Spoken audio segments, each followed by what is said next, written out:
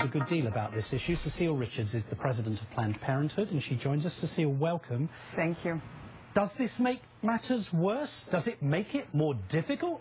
Absolutely not. And actually what the White House announced last week simply clarifies what they have already said, which is religious churches, places of worship, do not have to provide birth control to their employees. That was a very reasoned compromise that the White House came up with, and I think it makes a lot of sense. I mean, Planned Parenthood thinks everyone should get access to birth control. But what they said last week essentially says your boss can't decide whether or not you get birth control. And birth control is the most commonly prescribed medicine for women in America. 99% of women use it. And so that's the basic principle that the president is standing up for. So what are these people talking about when they say it's much worse now? I have no idea what they're talking about. It's not based in fact. It's simply, I think these are folks who don't want women to have access to birth control. And what we're seeing already is some politicians saying we have more than 45 lawsuits now fighting against the right of women to get birth control no matter where they work. It's just insane in the 21st century that we're having this. It absolutely is, and the opposition to women controlling their own bodies continues. So let me give you a few examples. In Arkansas, State Senator Jason Rappert is proposing the strictest ban on abortion in the nation, making it illegal as early as 10 to 12 weeks into pregnancy. He originally wanted it to be applied as early as 6 weeks. That's correct. When you can't even designate or denote whether someone's pregnant in some cases. In North Dakota is considering a similar bill, and lawmakers in Mississippi are trying to shut down the only remaining abortion clinic in the state.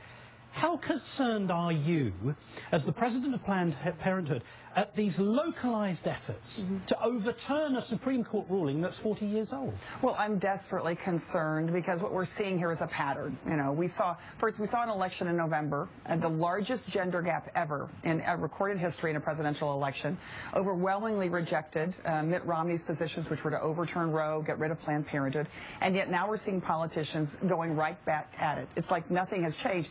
And the irony, of course, Martin, is the same folks who are passing these bills, unconstitutional laws that would make abortion illegal and inaccessible in these states, are the same folks who are fighting against us providing birth control for women, the very thing that actually helps prevent unintended pregnancy in the first place. Can you explain the logic of that to our audience? I mean, I think what we are seeing, unfortunately, is some members, I think an extreme wing of the Republican Party, who simply want to take reproductive health care access away from women. I don't understand it. It doesn't make any sense.